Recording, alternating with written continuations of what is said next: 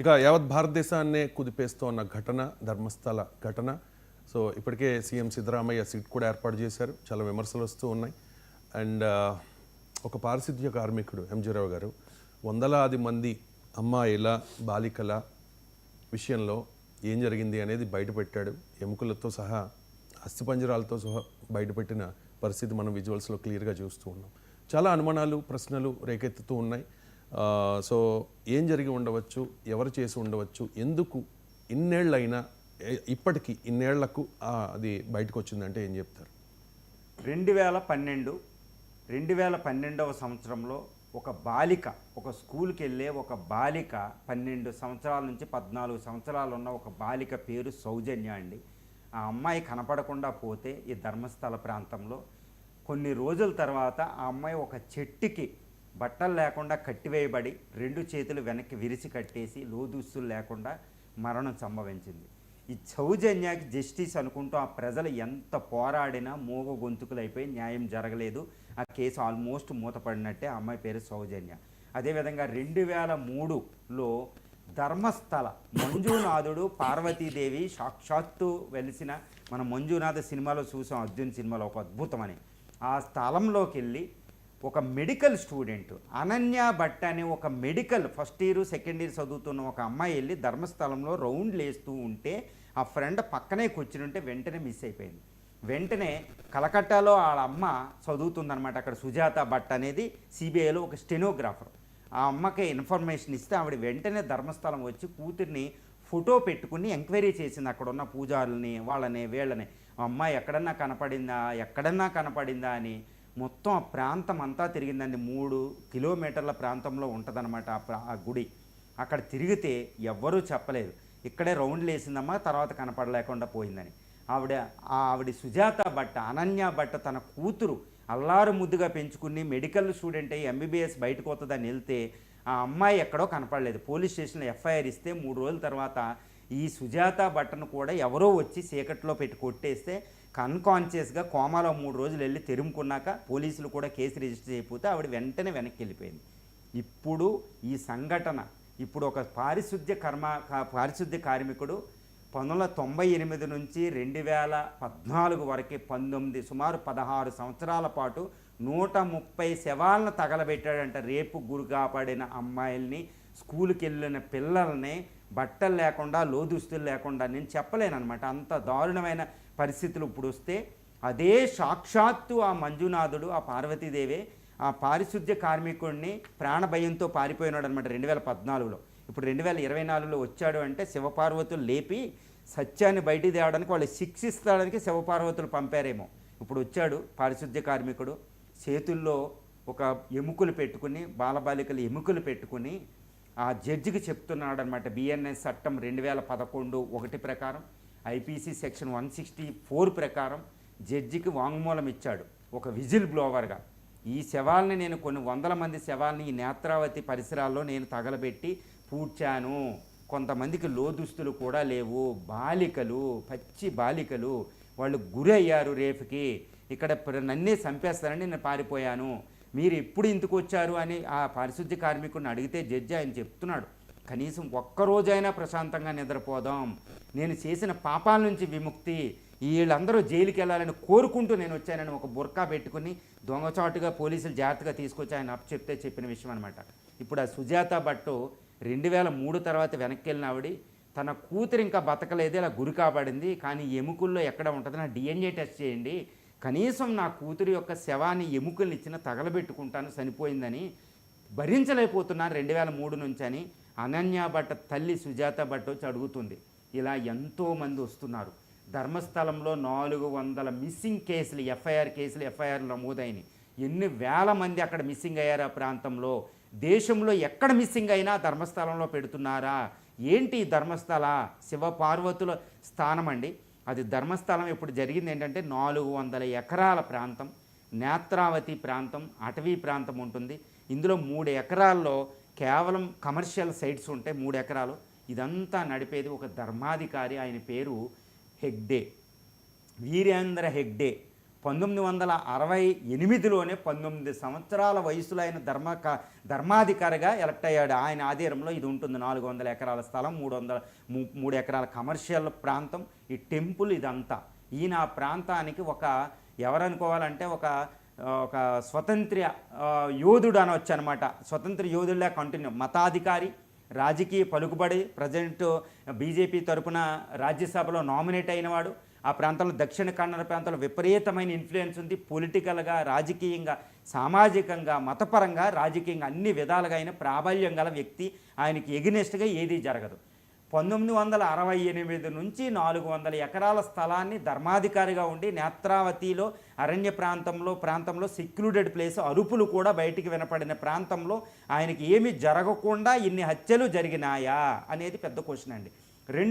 400 మంది మిస్సింగ్లో 130 శవాల దాకా అక్కడ అస్థిపంజరాలు కనపడుతున్నాయి. అదేదో బరియల్ గ్రౌండ్ కాదు, అంటే ఒక సమాధి ప్రాంతం కాదు అస్థిపంజరాలు సమాధి అంటానికి. అక్కడ ఏమి ఉండవు, ఒక పవిత్రమైన స్థలం, శివుడి దగ్గర దూరంగానే ఉంటాయి, కానీ అక్కడ లేదంట. మరి 130 అస్థిపంజరాలు ఎలా వచ్చినాయి అనేది క్వశ్చను. 2, వాళ్ళకి లోదుస్తులు కూడా లేవు. ఇప్పుడు ఈ విజిల్ బ్లోవర్ చెప్పేది ఒక షాకింగ్ అనమాట. ఒక టెర్రర్ మూవీలకి స్టోరీలు ఇక్కడ ఇలాంటివి లభిస్తాయో మనం చూసామండి. మన జూనియర్ ఎన్టీఆర్ నటించిన ఇది రాఖీ అనే ఒక మూవీ చూసాం. ఒక టెంపర్ మూవీ చూస్తే ఒక్కొక్కడు తల కూడా తిప్పుకోలేపాడు, జడ్జి కూడా వెంటనే ఉరేస్తారు. చూడండి మనకి ఎంత దారుణం ఉంటుందో. అలాంటి టెర్రర్ మూవీలు ఊరికే రావండి, ఇది ఎలాంటి ప్రాంతం నుంచి వస్తాయేమో. ఈరోజు దేశం షాకింగ్ ఉంది. ఇక్కడ క్వశ్చన్లు ఏంటంటే భారత సంస్కృతి ఏంటి, భారతదేశంలో స్త్రీలు పూజించబడతారు. నేను ఒకటే స్టోరీ చెప్పదలిసానండి, ఇది చాలా సామాన్యమైన విషయం కాదు. భారతదేశం ఈరోజు దీనిపై చర్చ నడపాలి. పార్లమెంటులో రాహుల్ గాంధీ గారు అక్కడ లేవనెత్తాలి. ఇప్పుడు సిద్ధరామయ్య గవర్నమెంట్ సిట్ వేసింది, స్పెషల్ ఇన్వెస్టిగేషన్ టీమ్ అని, ఎంక్వైరీ టీమ్ అని. ఓకే వేశారు, అది జరుగుతుందా? ఎన్ని సిట్లు రాలేదు. ఈరోజు ముంబైలో 2006లో జరిగిన ముంబై సంఘటన తర్వాత 19 సంవత్సరాల తర్వాత వాళ్ళు 12 మందిని రిలీజ్ చేశారు. అక్కడ స్పెషల్ సిట్ వేశారు. ఈ సిట్ల పరిస్థితి తెలుసు. దీనిపై విస్తృతమైన చర్చ జరగాలండి. రాహుల్ గాంధీ గారి ఈ విషయాన్ని పార్లమెంట్లో లేవనెత్తాలి. రాజ్యసభ ఎంపీ మెయిన్ అక్కడ ఆరోపణ, ఆ ప్రాంతంలో ప్రజలు ఆరోపణ చేస్తున్నారు. వీరేంద్ర హెగ్డే ఆయన ధర్మాధికారి, ఇన్ఫ్లుయెన్షియల్ పర్సనాలిటీ. పోలీసులు కేసులు ఎందుకు పెట్టుకోవడంలే, ఎఫ్ఐఆర్లు ఎందుకు నమోదు అవ్వడంలే? 2003లో నమోదు చేసిన అనన్య భట్ కేసుని ఆవిడ సుజాత భట్ నమోదు చేస్తే ఈ రోజుకి ఎంక్వైరీ ఎందుకు జరగలే? మిస్సింగ్ కేసుల మీద ఎన్ని మిస్సింగ్ కేసులు రిజిస్టర్ చేశారు, ఏమైనాయి? ఇదంతా అండి. ఇక్కడ ఒక గౌడ అనే ఒక సుప్రీం మాజీ న్యాయమూర్తి ఈరోజు సిద్ధరామయ్య గవర్నమెంట్ని ప్రశ్నిస్తున్నారు. అక్కడ లక్షలాది మంది ప్రశ్నిస్తున్నారు. లక్షలాది మంది కాదు, ప్రపంచంలోనే అపవాదం వచ్చింది. ఈరోజు రాజ్యాంగం ఏమవ్వాలి, కల్చర్ ఏమవ్వాలి? ఇక్కడ ఒకటండి, మహాభారత యుద్ధంలో దుశ్శాసనుడిని భీముడు వేళ్ళు విరిసి చేతులు పీకేసి నడుముని ఇలా తీసి రక్తం తీసి ద్రౌపది యొక్క జుట్టుకి రాసి ముడేస్తాడనమాట. ప్రతి స్త్రీ ఎవరైతే స్త్రీని ఎలా చూసినా స్త్రీనికి అత్యాచారం చేయడానికి వస్తే ఇది శిక్ష అని భీముడు చెప్తాడు. వెంటనే అక్కడున్న కర్ణ పర్వంలో జరిగింది మహాభారతంలో. కర్ణుడు సైన్యాధికారి, అప్పుడు దుర్యోధనుడు ఉంటాడు. వాళ్ళందరి ముందు చెప్తాడనమాట. ఎవరు చెప్తారో తెలుసండి? సాక్షాత్తు కృష్ణుడు అనమాట. ఇది ఒక స్త్రీని చెరబట్టడానికి అత్యాచారం చేస్తే ఇది మహాభారత యుద్ధం జరిగింది, కోట్ల మంది మరణాలు. ఇది భవిష్యత్తు భారతానికి మెసేజు, భారతదేశంలో ఎలా జరగకూడదని. మళ్ళీ అదే రామాయణంలో స్త్రీని సీతను చెరబట్టిన రావణుడు ఎంత జ్ఞానైనా వేదవైలని ఎవరికి కావాలండి? మనకు ఎవరికి కావాలి ఎంత జ్ఞానైనా? ఆయన్ని చంపి రాముడు కూడా అదే మాట్లాడతాడు. మండోదరి అది ఒప్పుకుంటుంది, నా భర్త తప్పు చేశాడు, రాముడు చంపడం కరెక్ట్ అని సాక్షాత్తు మండోదరే ఒప్పుకున్న సంఘటన ఉంటుంది, గుర్తుపెట్టుకోవాలి. అంతటి రామాయణ మహాభారతాల స్టోరీలు స్త్రీల విషయంలో జరిగింది. మరి భారతదేశం ఏం నేర్చుకుంది? ఇప్పుడు ఈ ధర్మస్థల సంఘటన రామాయణ మహాభారతాలు మనకు గుర్తు తెస్తుంది. ఇంకో కృష్ణుడు రాముడు రావాలా వీళ్ళని శిక్షించడానికి? ఎంత దారుణమైన సంఘటన అండి. రాజ్యాంగం చెప్పింది.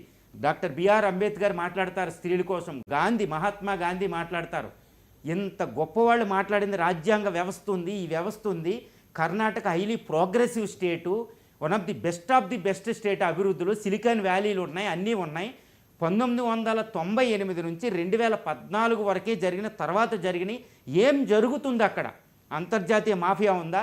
Missing girls. ఈరోజు ఒక కూతురుని తనుకున్న తండ్రి, ఒక చెల్లి ఉన్న ఒక అన్న, ఒక పెళ్లి చేసుకున్న ఒక భర్త, ఒక అమ్మలను కూడా, కనీసం వృద్ధురాలు 90 సంవత్సరాల వృద్ధురాలను కూడా బయటికి వెళ్తూ ఆందోళన వ్యక్తం చేసే పిల్లలు ఉన్నారన్నమాట. అంటే స్త్రీ పంపించారు అంటే మగవాళ్ళు ఒక భయోత్పాతం, ఒక భయోందోళన, ఒక టెర్రర్ హర్రర్ అన్నమాట మైండ్లో. ఇది అంటే ఆడపిల్లలను కనుక్కోకూడదా? ఇంత దారుణమైన క్వశ్చన్ ఈరోజు మనకి సంధిస్తుంది ధర్మస్థల సంఘటన అండి. ఇది చాలా చిన్న విషయం కాదు. అవసరమైతే పార్లమెంట్లో 1 డే స్పెండ్ చేసి ఈ విషయం మీద చర్చించాలి. ఒక స్త్రీ రక్షణగా చర్యలు తీసుకోవాలి. లేదా రాముడు కృష్ణుడు వచ్చి మహాభారత యుద్ధం రామాయణ యుద్ధాలు చేయాలా? ఇక్కడ భారతదేశంలో 70 కోట్ల మంది స్త్రీలకి ఈరోజు రక్షణ లేదు భారతదేశంలో. ఇది ఎవరైనా అగ్రిడ్ అయినా లేకపోయినా ఈ ధర్మస్థల సంఘటనకి ఈరోజు తండ్రులు, తల్లులు, బిడ్డలు భయపడిపోతున్నారు.